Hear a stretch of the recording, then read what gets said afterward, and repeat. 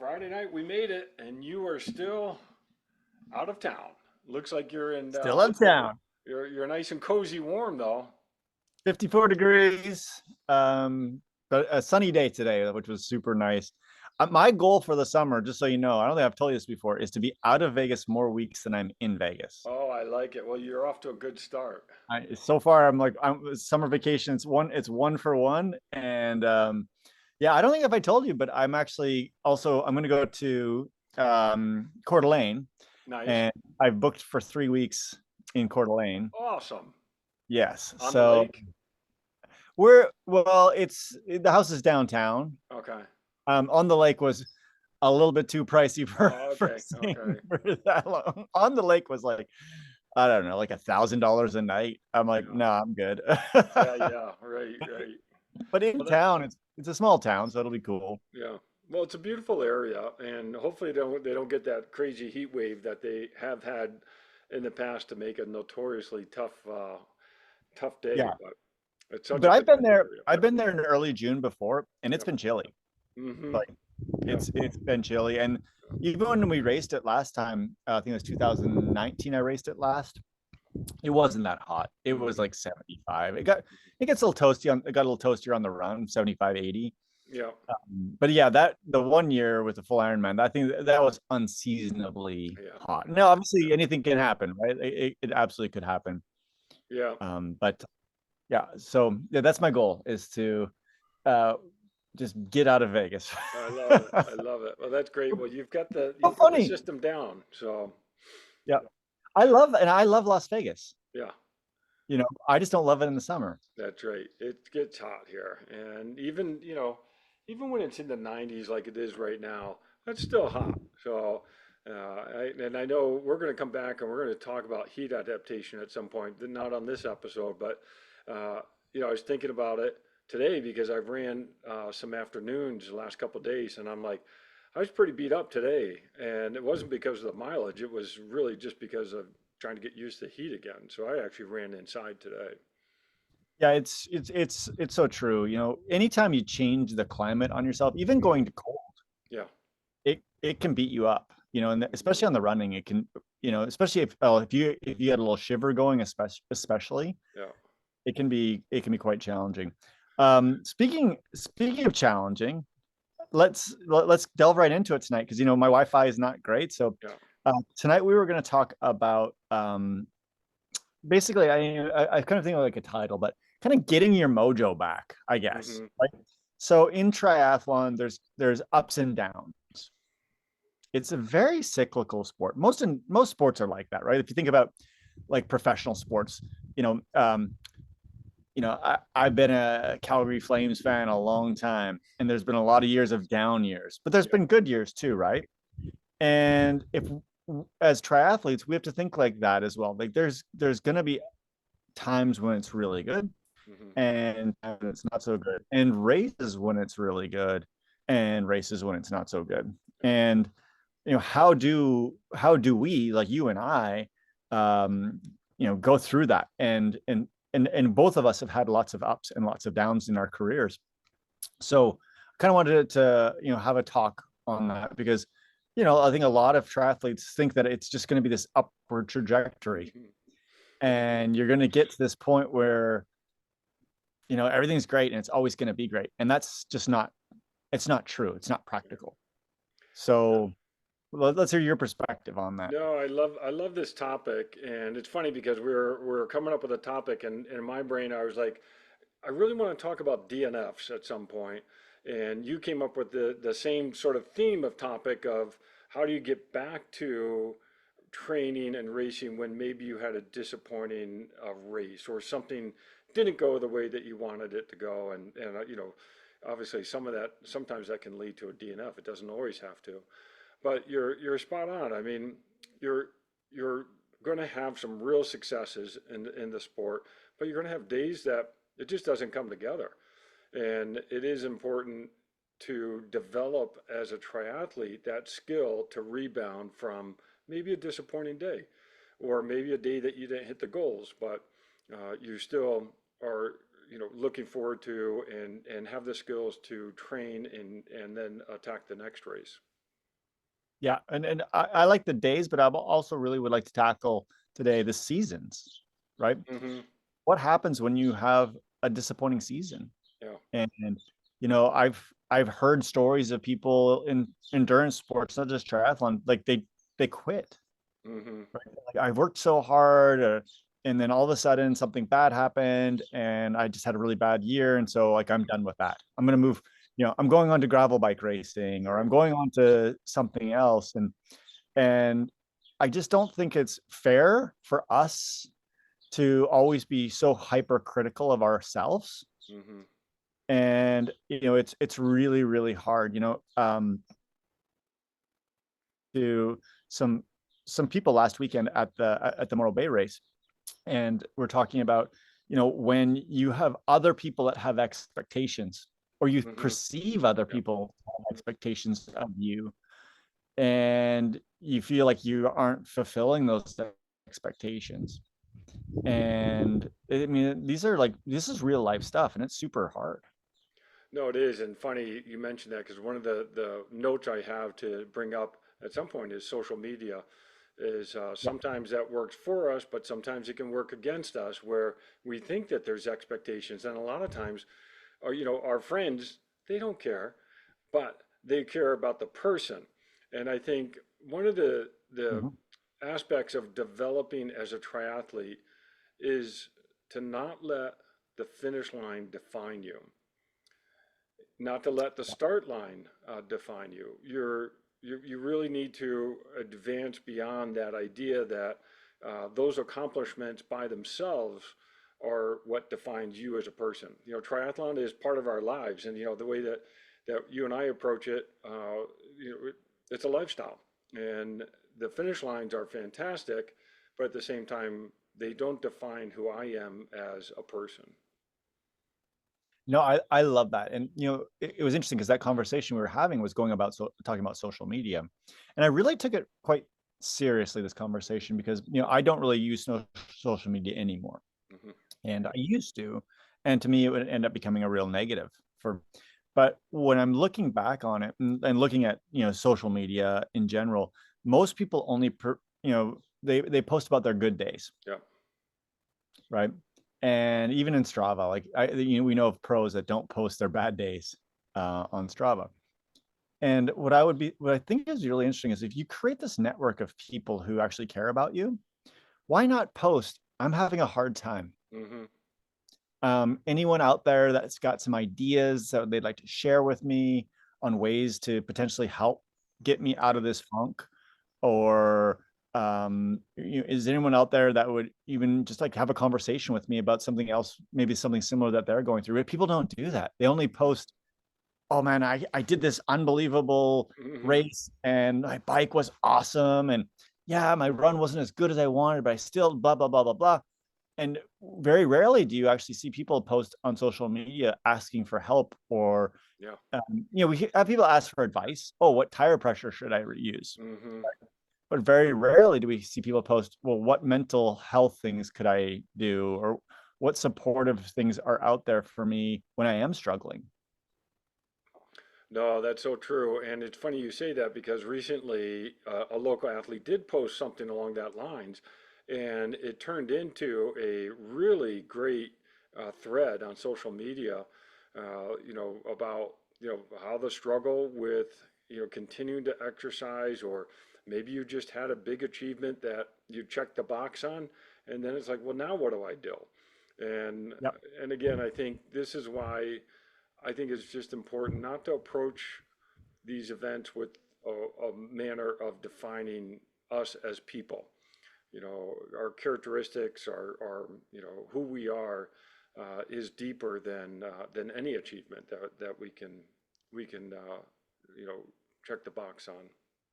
No, I love what you're saying too, because you're 100% right. It doesn't define you. Like, Hmm. here's the thing: you could win triathlon. John, you've won a triathlon. I've won triathlons. Hmm. It doesn't mean we're good people. Right, Like, right. I mean, like I know you really well, and I know you're a good person, but I'm sure that there's people that win races that are total jerks, Yeah. right? People that have cheated on their spouses, and maybe, I don't know, beat their kids. I don't know what, what, That's, right? Like stole, or shoplifters, or yeah, yeah, just because they won a race doesn't yeah. mean they're good people. No, that's And right. you and I both know a ton of people that will never win a triathlon Mm-hmm. that are awesome people, Yeah. like exceptional people. It has one does not equal the other. No.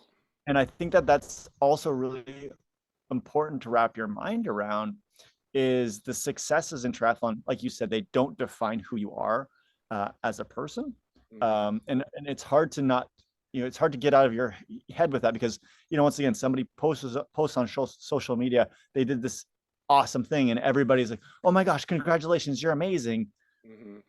Whereas, oh, hey, I just donated $1,000 to this local charity. Nobody puts that on there, Right, right. right? And That's that's right. the truly awesome thing. Mm-hmm. No, I love it. Well, it's funny you say that because I think back to the very first race I won outright back in the 80s. It was down in Burleson, Texas. And I was just sitting in the stands. I was one of my typical races. I went and raced on my own. Didn't know anyone else there. And they got to, first place and they called me up. And the people sitting right next to me said, "Oh, you're a hero." And I was like, I'm no hero. Yes, I got first place, but that doesn't mean you don't know anything about my character. And I didn't obviously say anything negative to them, but it just struck me as no, that's not, there's not an equivalence with winning a race and being a hero or being something. It's just that I was the first person across the finish line. That was it. Yeah, it doesn't mean you're a good person. All right. And by the way, my car just broke down. Can you help me out? Yeah, No, yeah, right, sorry, right. sorry. You're our hero, but we can't help you. No, Well, it's and on the flip side, I've DNF'd races. I've done, did not finish, and there's been a variety of reasons of why that happened. And again, that's not a character, issue. It's just something happened on the day, and I've gone through and dissected each one of them, and I tried to understand it better. Uh, but that alone, DNF, I actually think can lead to a more mature triathlete in terms of understanding the ebbs and flows and the successes and the disappointments that you can have. And I think when you learn how to handle those, I think it's easier to train. I think it's easier to be consistent with training and ultimately be consistent with performances. well, so, and I love this conversation because what we're talking about is not allowing, I guess, the highs to be too high, Mm-hmm. right? And because we're starting to talk about like, well, what do you do when you're disappointed with your results? So what we're doing is we're kind of defining it in almost a backwards way, which is great, Mm-hmm. right? Right? Like we're looking at, okay, well, life is bigger than triathlon. Mm-hmm. Triathlon successes don't define you, but neither should the failures. Is exactly what you're saying. But what do we do, John, when we kind of get in our own head and we actually let the failures, especially, define us? Yeah, and I Because think it this is does happen. it does, and I think this is where having some skill sets to be able to get out of putting too much stock in a bad day or a bad race or what have you. And at the end of the day, any race that you finish, any race that you even go and start, that's a good day. And I think that's the maturity of a triathlete is to realize that it's really hard to have a bad day. Yes, I have had races that were really tough. Actually, I'm wearing a shirt from one that was, an extremely hard race to even finish. But that wasn't a bad day. I was racing. I was in Campeche. It was just, and so I think the mindset of not putting too much stock in what it means to finish on the podium or finish under a certain time, and just take stock in the pleasure of participating in an event and testing yourself. I always say I do triathlons, but I don't like being called a triathlete. I know that sounds odd. I do triathlons. I'm a person and I happen to enjoy that sport, but I don't want to be defined as a triathlete, if that makes sense. Well, a couple of things there. I'm wearing a shirt for a race that I didn't finish. Yeah. True story. I didn't. This is Ironman Victoria. Now I finished it twice, and then the third year I went. I was going there to win, and I didn't finish. Right, Mm-hmm. and that tore me up that day Yeah. to not finish. Mm-hmm. Um, there was some training errors along the way, and once again I've dissected it, and hopefully that won't happen again.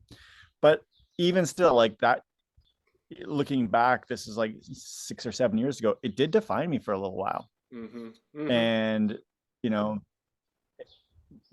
but it defined me from myself. It wasn't anyone else. It Yeah. was it was me, right? Right.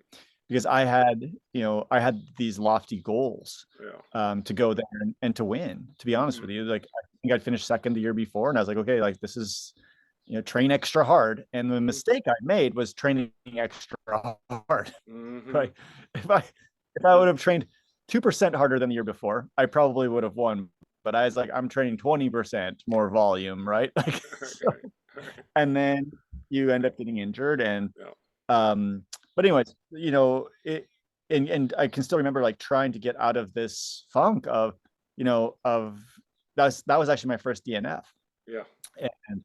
And it was a really hard, kind of pill to swallow, Mm-hmm. that I couldn't finish that race. And Mm. maybe I could have finished the race, but I chose not to. Like, and that's Yeah. the other thing, Right. right? Right. Like I made the conscious decision less than a K into the run that I'm not going to do this. Mm-hmm. And because I knew it was going to cause me more harm than good, Yeah. but I could have finished, Mm-hmm. but I didn't.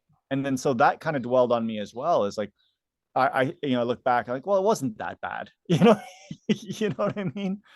But it took me a long time to get over it, and I think it was probably a conversation I had with my wife, to be honest with you, about it. And she knows me the best, and she's like, listen, like I love you no matter what. Mm-hmm. And Yeah. we had a great trip to Victoria. It was Mm-hmm. awesome. Yeah. Weather was amazing, right? Um, I was there for a whole week. It's one of my favorite places to be, um, and I kind of let the one morning basically of the trip define Yeah. me.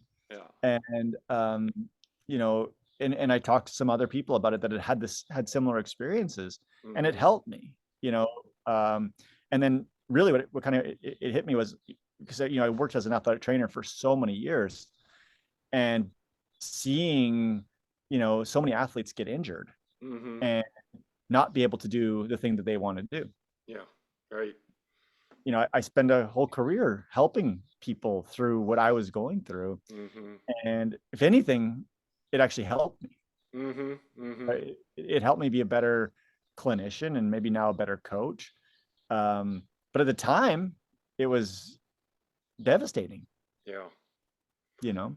Well, and I think having that support around you to recalibrate, I think is something I think everyone should hear that. I mean, that is really a good way to sort of get out of that funk of a disappointment. And I've been there as well. And, it is hard. And it's a lot of times, I think the most disappointing races I've ever had is when I put too much stock in things that I couldn't control. Oh And, yeah. I want to be this spot. Well, I can't control who else is at the race. I can't control anything that's happened. I want to be, something, and it just is so far out of my control. And I've done the same thing as you, where you look down, and you're like, wow, I'm not in the race, and then it just becomes a really unenjoyable experience. And to be able to move away from that like you did, I think that's an important skill set to go forward and be able to do the sport for a long period of time. Because if you keep putting stock in those disappointments, then it's no fun, and you can't. Why train? Why go to a race if you're not enjoying that? Yeah. And so one of the things that I did that summer, um, actually I missed the next race too, and it was actually the ITU long course world championship, Mm-hmm. and we were going to Denmark to race, and I had to switch to an aqua bike because I couldn't run. Right. And so it's like, okay, like I want to do the very best that I can at that. Yeah. and I really focused on my swim, and I really focused on the bike, and I put in a ton of miles on the bike, and I had one of the best bike rides I've ever had at that race. Yeah. And it was awesome actually to actually finish. It was a long race. It was a 4K swim and a 75-mile bike. I like that. Yeah. It was long, and man, I had such good power on the bike, and there was sections I was over 280 watts for an hour, I think, Mm-hmm. and then not have to run. It was amazing. Yeah. Yeah. You Right. know? Right. But for me, it was good, right? Because I recalibrated myself, Mm-hmm. I didn't go into that race thinking, oh, I'm just doing an aqua bike. Mm-hmm. I know people do these things, right? Oh, Yeah. I'm just doing this. I was like, no, I'm doing an aqua bike. Like Right. I contacted the race organizers and I said, hey, listen, like unfortunately I can't race this. I like to switch to an aqua bike. They were very gracious and switched me. But I went all in on that. Mm-hmm. Mm-hmm. And that was one of the ways that kind of helped me out of the funk, because I think the race was 4 weeks later. Yeah. And I was like, okay, like let's refocus on a different goal. Yeah. I can't dwell on the past. I can't dwell on the training mistakes I made. Mm-hmm. All I can do is move forward. And I mean, that helped me. And it really helped even with the training, right? Like I enjoyed the training, and I Yeah. enjoyed actually a bike focus, like Mm-hmm. where I didn't run. And I was like, okay, listen, like what can we do to get the bike as strong as possible? Mm-hmm. And I know that there's other people that have dealt with like running, especially running injuries, and it's easy to dwell on what you can't do. But one of the mechanisms that I used was, hey, like what can I do? Yeah. And can I use this opportunity to become a stronger cyclist? And I did. I became during that time, I became a stronger cyclist, and that carried forward. Unfortunately, next year was COVID. Yeah. But even through COVID, I became a really strong cyclist. And I think it was Mm-hmm. off of that time of being where I couldn't run. I think it was like almost 3 months I couldn't run, that I mean, my cycling got really, really strong. And that, I look back on that and I'm like, man, that was a defining thing, because I could have easily went the other way, right? I Yeah. could have just like, well, I can't do triathlon, so I'm out. Mm-hmm. And so that's one of my little tips is when you have a setback, is come up with another goal. Yeah. Even if it's not an injury, even if it's just a poor race. One of the things that I have done with some of the people I coach is, off a poor race, is like, well, let's find another race. Mm-hmm. Mm-hmm.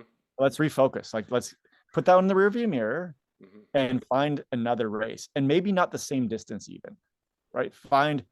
Just find a race. It could be a 5K, it could be a 10K, it could be a bike race, it could be a sprint triathlon, it could be anything. Like, let's just get you on the start line again, especially if you went into that race fit and something bad just happened, Mm-hmm. Mm-hmm. right? Because I've had athletes that they've got double flatted. Yeah. Right. That is just unlucky. And Mm-hmm. on the day, I know this was like a big race for you. It was like, and you spent 20 minutes dealing with bike mechanical issues, and Yeah. you didn't. Okay, you got Yeah. the fitness. Let's Mm-hmm. go again. Like, maybe you can't make the commitment to do a big trip across the country or whatever, Right. but let's find something that you can control, and let's go. Don't waste the fitness that you built for this race, Mm-hmm. and let's just reload and go again. Mm. I love it. Well, I love how you talk. I saw this quote online, and I'll use it now. I like how you talked about don't be bitter, get better. Yeah, it's And true. and I think that that is a neat way to look at, what happened at an event is don't look at it as a way that is terrible, but you can use that as fuel to get better, whatever that better is, whether it's a different mindset, a different training plan, a different approach, whatever it is. But you can use that to get better. How much of that between race skill set that you built out do you then apply during a race? Oh, I love this. I love this. So, like, if you had, for example, a bad swim or a bad Yeah, bike yeah, yeah, or a bad section on the bike, right. it's really an interesting one. And I think I personally get a lot of this. I don't know if we've ever talked about this, but I used to golf a lot. Mm-hmm. So pre-triathlon, I golfed. I'm honestly like 4 or 5 days a week. Yeah, I was addicted. So this is my personality. Now I'm addicted to swim, bike, and run. But in golf, they have a saying, right? Like you can't, a golfer can't have a memory. Yeah. Yeah. Right. It's the goldfish memory Hmm. mentality, right? Like Hmm. you can't dwell on the bad shot you just hit Yep. because there's nothing you can do about it. And actually, in triathlon, that's really helped me a lot. Hmm. Is because there are always in races, there are times where things don't go exactly how you think they should go, Right. right? And it's something just as simple as even like, just say you drop your chain Hmm. and you have to stop. You got to get off your bike. Let's hypothetically say you couldn't get it back on. Maybe you waste a minute or two Hmm. and you get your chain on. Well, what do you do? Do you throw the game plan out Yep. and um, ride too hard to try and make up that time? Hmm. And people do. Yeah. Now, in a sprint race, different story. You can absolutely do that, right? Right. But Right. in a long distance race, if you think about, oh, I have to make up those 2 minutes, Hmm. you're never going to do it. I'm notorious. We've talked about this before for cramping in T1. But Hmm. what I can never do is like get those time. If I'm sitting there for 30 seconds trying to like stretch out a cramp, I can't get those 30 seconds back. Right. Right. Right. And you have to have a very, very short memory Hmm. of things. Even things like getting kicked in the face in the Yeah. swim or getting kicked Right. in the chest or somebody keeps touching your feet the entire time. That's right. Hmm. That's me on your feet, by the way. Hmm. Um, and it was annoying you the entire time. You can't let that make you mad and like, oh, I got to ride harder. Hmm. Um, yeah. Or you struggle in the run, you're struggling up a hill and then you get to the downhill. Do you think about the struggle on the way up or do you think about, I need good form on the way down? Yeah. Right. So, I mean, I think it's the golfer mentality that you really have to have.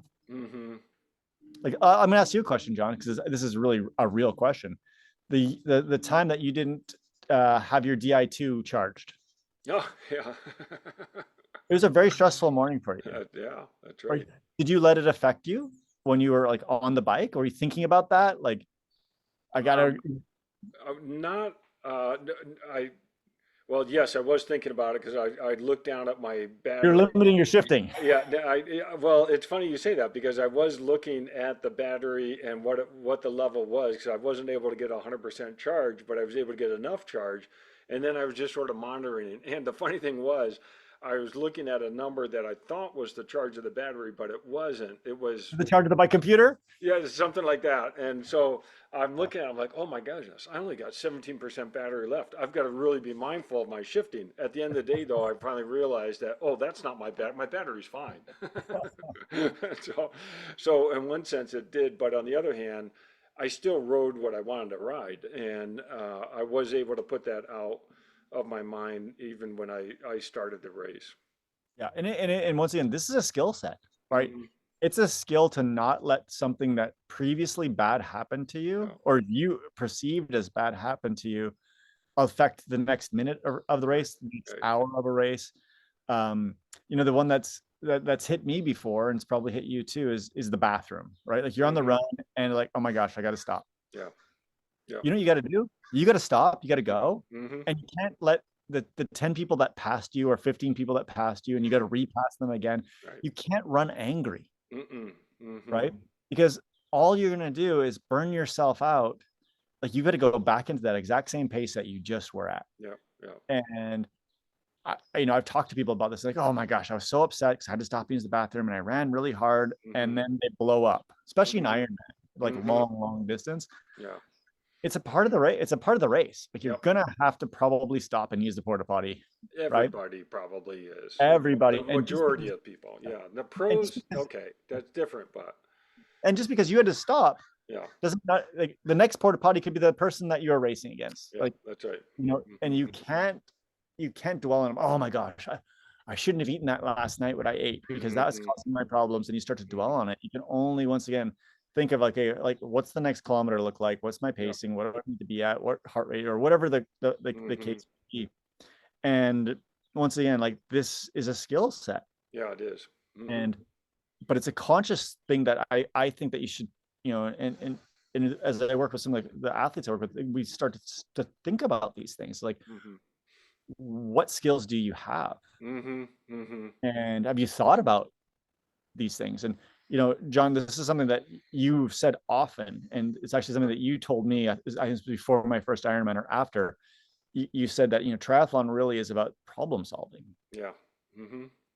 right? And I know you really believe that. So, Mm-hmm. where did you first come up with that, and in what was the context? Because I've had a lot of problems, and and it is literally you got to try to figure them out. And I think as you figure out those problems, whatever the problems may be, it could be that maybe you went out too fast, or maybe you ate something wrong, or maybe you did some type of strategy wrong, or you cited incorrectly. But you've got to take the time to solve the problem so you can continue to race. And so yeah, you keep coming back to this skill set, and it really is a skill set. But I think the other part of getting to that skill set and recognizing how to build those tools is when you finish a race, find something to celebrate. Yeah. Because even on our worst days, there's always something to celebrate and to say, hey, this was something. And believe me, I haven't always done this. And I've been in those spots where you cross the finish line, you're like, oh, my time's not what I want it to be, or this or that. But as I've matured as a triathlete, have gotten better at taking a step back and say, time didn't matter because I had a great whatever this was. Yeah. Yeah. And I think the problem solving is a really interesting one. So let's think of a different problem that's not triathlon related. Mm-hmm. Let's say you're I don't know, you're out in the country road somewhere and you hit a big rock underneath your car, and all of a sudden something, clunk, clunk, clunk, and your car stops. Yeah. Is the prudent thing to do to think about the rock? Right. Right? Like, oh my gosh, I really shouldn't have done that. Yeah. It's not helping solve the problem, Mm-hmm. right? And it's the same in triathlon. It's like you can't think of the problem that you just had No. because it's already happened, It's right? devastating even. Right. Mm-hmm. It could be completely devastating. Yeah. You have to just deal with what's in front of you. Mm-hmm. And once again, this is a skill, and it's not just a triathlon skill. It's Right. every sport. Mm-hmm. I used to work a lot in soccer, and I think it's the same in hockey. They would always talk about, the 2 minutes after a goal Mm-hmm. is the most critical for both teams, Interesting. right? Because that often defines the game. Mm-hmm. And you'll see, if you watch a lot of soccer, a lot of times you'll get a counterattack goal right away, Mm-hmm. or you get another goal right away. And the Okay. statistics actually bear this out, that a high percentage of goals happen after the initial goal, Mm. because either one team kind of lets down or one team kind of comes up. And the strategic thing to do is stay level, Yeah. right? But it's really hard because emotions of the past do take they do take over. Mm-hmm. And so I think just going into a race, understanding that and thinking about, like, okay, something is probably not going to go as well as I hoped, and I need to be really aware of when it does happen. Mm-hmm. I just need to solve the problem. At the last race at St. George, it was funny, we're talking about chains. I had 2 chain drops. Mm-hmm. And I hadn't raced. It'd been since last summer I'd raced, and I'd only probably been on the time trial like 3 or 4 times. So there was something that wasn't quite dialed in. Right. And but both times I recognized it happened. Mm-hmm. I was cool as a cucumber. Yeah. Right. I'm like, okay, stop pedaling, Mm-hmm. shift to the low chain, easy, easy, easy. Watch the chain go on, back it off, go on again. Super cool. Both times I got it back on, didn't have to get off the bike. Yeah. Yeah. That's awesome. Right. But that's and it's funny because that's happened to me before. Mm-hmm. And I freaked out. I jumped off the bike. I was upset. But I'm like, no. Like, this is just something we deal with. It's just something we deal with. Mm-hmm. And it's the same. You've gotten a flat in the race before. I've gotten a flat tire in the race. Same thing. Okay, so John, let's talk about, though, if you do finish, you're disappointed. One of the things that I've really been thinking about as being a coach and just with myself is, one of the things I'm really cognizant of is looking back at, particularly if it was just a performance thing, like I didn't do well today. Mm-hmm. Well, were my goals too high is number one. Right. Because I think sometimes we set these goals that are unrealistic. And we've talked about this before about today's going to be my day. Mm-hmm. And, I'll give you one. So like one time in my life, believe it or not, John, this is a true story. You were at the race. I swam a 32. Yeah. That's my best ever swim. Right. Right. That's If you awesome. look at it statistically for me, Yeah. it's 36 to 38, honestly. Yeah. Yeah. It's kind of where I need to be. Right. So if I'm, doing the triathlon calculator before a race and I put in, okay, I'm going to swim a 32 Yeah. Yeah. because one time I did, Yeah. it was the best swim of my life. Mm-hmm. Okay. And then I'm like, okay, well, what can I ride? I go into best bike splits. Well, at one time I was able to hold 240 watts for a half Ironman. So 240 watts. Yeah. Right. Right. Mm-hmm. Oh, and my best run is a 125. Okay, and a 125. Oh, if I do all that, wow, I'm going to be a 420. That's awesome. Right. So I'm going to do a 420. Mm-hmm. But that's not realistic because that's not me right now. Right. Right. And once again, a good coach can help you with this, but also looking at your training patterns, looking at where you are, doing some tests, right? Like do some 20-minute tests on the bike, actually see where you're at. Can you hold, when you hold your race wattage, let's say let's say you're going to hold 200 watts, do 20 minutes at 200 watts. How do you feel? Are your legs burning? Because if your legs are burning at 20 minutes at your race pace, you probably aren't going to make the 2.5 hours. Right. Like that. And so I think having looking back at maybe where your goals were, if you set them too high, because maybe you actually did a great race based off of where your fitness is. You just had an unrealistic expectation of what you can actually do. And long course triathlon is like, I mean, there's no hiding. No, it's hard. Yeah. Really hard. You are this fit, and that's all. That's all you got. And yes, on a great day, you catch a tailwind on the bike, and maybe you catch a tailwind for a good section of the run or something like that, and maybe you go a little bit faster. But in general, when we've talked about this before, you are where your training is. Yeah. But oftentimes we have a false sense of where our training is. Yeah. Well, and it's funny, and I love what you're bringing up, but it's funny on the time goals. I've totally moved away from time goals because there's so many things that can happen that you just can't control.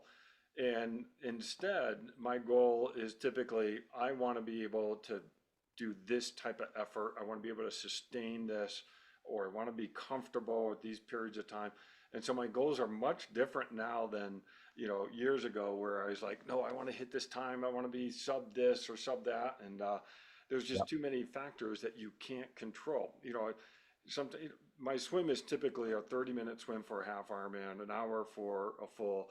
If I get out of the water and I look at my watch and I'm a 32 on a 70.3, I've gotten away from saying, oh, that was a bad swim, because I don't know. I don't know if they marked the course wrong, if it was wavy, if there was a current or something that was happening.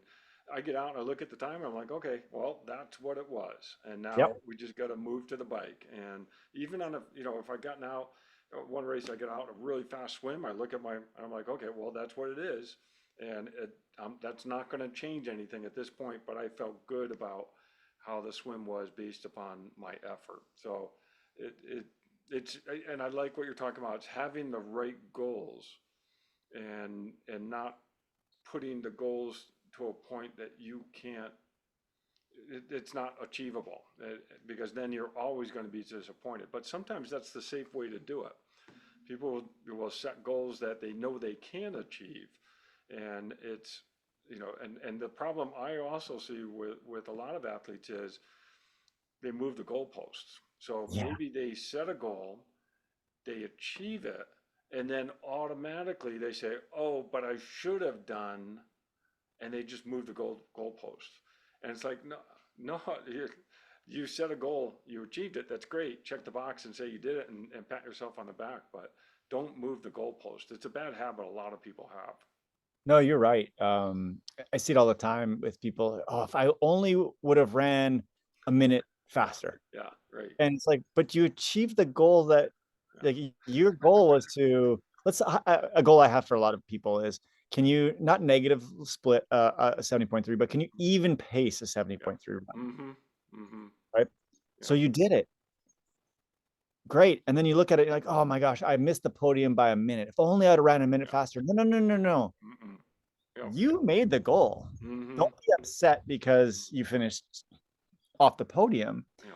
Check the box that, yeah, my run splits were, it was 740, 740, 740, 740, 745, 735. Like it was consistent, Yeah. which is exactly what the goal was for the day. Yeah. You check that box and you consider that your win. Yep. I almost want to get our friend Matt to print out some trophies. Yeah. Hit my run goal, Yeah. right? Right. Right. My run goal was to run consistent, and that you get yourself a little trophy and you put that up because that's real. Yep. Because once again, you can't control the other people in the race, Mm-hmm. right? Like, so you ran your run goals, and the person that was just above you, what if they would have had a flat tire and you would have beat them by a minute? Yeah. Right. Right. Was your race any different? Yep. That's right. You know, Mm-hmm. your race is the same, and so no, I Well, think and let me just add this part because you and I can talk about this because we've each done this. yes. Oh, I've made all these mistakes. Yeah. And I've made all of these mistakes. I really try not to make them now. That's right. That's right. And that's the maturity and that's the development of a triathlete is trying to move forward and build these skill sets off these mistakes that we do make. Yeah. Yeah. And going back to the whole thing of like really knowing yourself as an athlete and knowing what you can do. Mm-hmm. Like I know for sure that I can run a 140 half marathon. Right. I know for sure I can. Mm-hmm. And knowing that and believing in it is also important, right? Mm-hmm. Um, and but being realistic with yourself, like, Mm-hmm. and knowing once again who you are today. Yeah. Right. I think that would really help you. And the other one I think is really interesting is with back to the bike, and I know we're moving around a lot, is the FTP testing. Mm-hmm. And I know we've talked a lot about FTP testing, but triathletes and FTP testing, oh my gosh, everyone wants to know what their FTP is. Right. It really, I'm going to be really a little controversial. It doesn't really matter, Mm-hmm. Mm-hmm. right? If your FTP on an FTP ramp test comes up at 250 watts, great. You never do a ramp test in a triathlon, Right. right? Or you do a 20-minute test. Mm-hmm. Well, great. If you're going to do a sprint triathlon, that might be really relevant. But if you're going long, your FTP is a lot less relevant. Mm-hmm. And it's interesting. There's a number that I use in WKO5. It's called time to exhaustion, Mm-hmm. and like that's a really more relevant term that we want to know rather than what our threshold is, because we're not racing at threshold Right. in long distance. And I think that some people get not, I hate to see some people, there are instances where people have told me that they've tried to race at their FTP, and I'm like, for a 70.3, like Mm-hmm. you really can't race at your Mm-hmm. FTP, or even a percentage of it. Like we've talked about this before. Like I use modeling software to help me with this, so it's not exactly what your true FTP is, but we look at modeling of like maybe 80 to 85% of FTP if you've got a good number. Right. And a good number once again is not a ramp test. Mm-hmm. Mm-hmm. And I think a lot of triathletes get really caught up into this. Well, my FTP on my ramp test, or even my FTP on my Garmin says this, Yeah. and I need to be at 85% of that, and they get stuck into that, Mm-hmm. and then they don't, they're once again they're unsuccessful in their race Mm-hmm. based off of numbers that are kind of fabricated numbers, Yeah. and it's dangerous. Mm-hmm. No, some of these numbers like FTP and I'll even say VO2 max, uh, we put too much stock sometimes in them, as athletes that we're trying to race and train. There's a lot of variables that go into having a successful day. And yeah, I think analyzing data after a race becomes a really important part. Yep. But, I want to jump back to the disappointment part because I love this discussion. There are times that you and I have been very disappointed with how our races have gone. Uh-huh. So I think it's important that people understand it's okay to grieve a bit after a race, that maybe it didn't go because we put so much time and effort into getting to the start line, training wise, cost wise, making decisions on what to bring, what not to bring, and equipment. That, yeah, if the race does not go out as planned, and I'll use a DNF as an example, you don't finish. It it can be really heartbreaking, and it's okay to grieve a bit. Yeah, it's interesting. I've kind of went away from the grieving. Mm-hmm. And, and the only time now I grieve is if it was something beyond my control. Mm-hmm. Like when we went to Ironman California a few years ago, I grieved for a long time when that race got canceled. Yeah. Not Right. because of Right. anything else, because I really felt that was I was Mm-hmm. in very, very good shape to like execute an extremely good race that Mm-hmm. day. And that actually might be the last time I can really think of that I was super fit. Mm-hmm. I still grieve that, Yeah. right? I also grieve getting sick before a race. Mm-hmm. And I got shingles and I wasn't able to race to my potential and it caused lots of problems to my life. And those are the things that I grieve now, but I don't grieve my results anymore. If Mm-hmm. Mm-hmm. it's the grieving comes, oh my gosh, like I was sick for 5 weeks and I couldn't train and Right. I had this race in five, in 5 weeks and my fitness isn't where it needs to be. I'm still going to race now, Mm-hmm. 5 weeks, but I also will understand that I'm not going to be as fast as I would hope I would be, but I'm also a lot more of a realist of where I'm at today. Mm-hmm. And I think that that helps a lot with the grieving is that but like I said, like it's if it's with yeah, if it's out of my control, I think I grieve more. Mm-hmm. Mm-hmm. Yeah, interesting. But whichever way you look at it, that grieving process I do think is important, and it's okay, whatever the reasons are, or when to grieve and when not to grieve. I think that is important, but not to dwell on it, and trying to find ways, and this is what we've been talking about, trying to find ways to move on from the grieving process, and then exit that process and being a stronger triathlete for the purpose of getting through that. Yeah, it's totally true.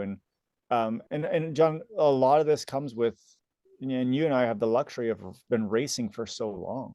Hmm. It's a different story when somebody is in their first couple of years or Yeah, even their first 3 or 4 years of racing. to be delicate. um, Hmm. it can be really delicate. And you know so I'm on the Central Coast and we were at Morro Bay last week, and I know you've heard the stories. 325 people didn't finish the swim That's amazing. out of That, 1,500 that started. yeah, that's the highest DNF rate I've seen at a race. I John, when we were hanging around watching people at the end, or sorry, at the end of the swim, the amount of people that were taking their bikes out of transition was like bike checkout. Yeah, right, right, right. I've never seen anything like Hmm. it. Hmm. And the grieving that I saw, Hmm. the tears, Yeah, right. right? People were tore up. Hmm. And you also have to recognize that that's a real thing. Yeah, And and that's okay. Yeah. and it's okay because when you put a lot of stock into Yeah. something, and I don't know this situation. I had a Hmm. few athletes racing. I know their situation, but I don't know all these other people's Hmm. situations. Hmm. This could have been, I'm racing this for my sick father, who Yeah, this is all they right, ever wanted from me. right. And you don't know everyone's situation. No. And that's why I wasn't judging any of them. You Hmm. know, Right. what I was actually feeling, I was kind of grieving for the people in triathlon that maybe that was their first triathlon. Yeah, right. And now they're jaded and like, oh, I'm never doing another triathlon again Hmm. because Hmm. this is just too dang hard. Hmm. You know, so there are definitely, once again, I actually think that this was a beyond control for a lot of people Yeah. because it was the craziest swim conditions I've ever seen. Hmm. And um like how do you help somebody through that? Hmm. And once again, it's like it's really hard, you know. It is, and but I like how you talk about there. Once when you're going through the grieving process, to take a step back and say, well, what is the cause of what happened? And if it's out of your control, I think that is something that you can bring back and manage one way. If it is in your control, then you have to manage it a different way. But these are the skills that you got to build up Yeah. to be able to deal with these things. And yeah, I think it's okay to shed a tear, for, Yep. you know, when you put, so much work into getting to the start line. And if it doesn't go, if you weren't able to finish the swim, that's tough. That makes it tough. But you have to move on from the grieving process at some point and then start strategizing, well, how do I become a better triathlete now that I've been through that experience? Honestly, John, I was just so glad I wasn't in the water. Yeah, yeah, right. No, because the day before, or was it 2 days before? I'm on the internet. Oh, does anyone need a relay person? I'll go. Yeah, yeah, I'll yeah, bike or I yeah, could bike or run for somebody. I yeah, was like yeah, looking. yeah, yeah, Nobody posted anything. I was, oh, I'm good because I had all my stuff here. I wouldn't have swam. yeah, But then the day before, I'm like, oh man, so FOMO because I raced the race last year and I yeah, had a pretty good race. yeah. And we were driving to the race in the morning. It was still dark, and I'm like, oh my gosh, I'm so glad I'm not racing today. Right, But right. when I started seeing the swim times, and John, we were looking at the tracker. Yeah. I was at Candace, and we were looking at the tracker, and people aren't getting out of the water. No. And everybody around us like, oh, the trackers must be broken Mm-hmm. because everyone was like looking at the tracker and like nobody was getting out of the water. Mm-hmm. And we're like, oh, 40 minutes, 50 minutes. Like what's going on? Yeah. Why? And there's a few people like trickling out, but Yeah. not the mass of people you normally see. Mm-hmm. And I was like, oh my gosh, like, I am so glad I'm not in that 52-degree water. Yeah. Right. I really was. And so it's an interesting thing because I was grieving a little the day before about FOMO, Yeah. Yeah. Right. Right. Fear of missing right? out. Yeah. I Right. bet. And then I was just like, oh, I'm so glad I'm not in there. Oh man. Yeah. That's great. Well, this is great talking through this, and I hope people who are listening have maybe picked up some ideas in terms of how to handle races that maybe didn't go your way, or races that have gone your way. But at the end of the day, you find those things that you can celebrate and things that you can control and keep trying to improve. I'm gonna ask you this last question. So at St. George, your last race, Hmm. what was the thing you celebrated at the end for you personally? That I was able to um, run really well at the end of the race. The last 2 miles, really, maybe 3 miles, I was able to run very confidently, and I think that was something. When I crossed that finish line, I was in a lot of pain at that point. The last tenth of a mile was maybe if the finish lines was if it was at 13 miles, I would have been really happy. But 13.1, I was grimacing getting across that finish line, but I really felt accomplished that I was able to run quite well in those last 2 to 3 miles. And then looking back to you, I don't know, like 10 years ago, would you have had that same mentality? No, because 10 years ago I was racing at a different level than I'm racing right now, and I would have been a little bit more confident from the start of the run to the finish than I am right now. I'm a little shaky on the run at this point. Yeah. And that's okay, right? That, Like that's still it, right? once again, you're still celebrating the fact that where you are today, you were able to Yeah. do that. So that's Hmm. awesome. Yeah. All right. Well, hey, John, thank you so much. And I want to send a special shout out to everyone that's been listening. Um, the last few races I've been to, I've had multiple people tell me, hey, I'm a really big fan of listening. And I know we don't have that many listeners, but for those of you that are listening, special shout out. This is Yeah. awesome. And thanks for always cheering us on at our races. Yeah. And we look forward to keeping these conversations going. Love it. All right. Hey, enjoy your time there. Thanks. All right. Talk soon. Bye bye.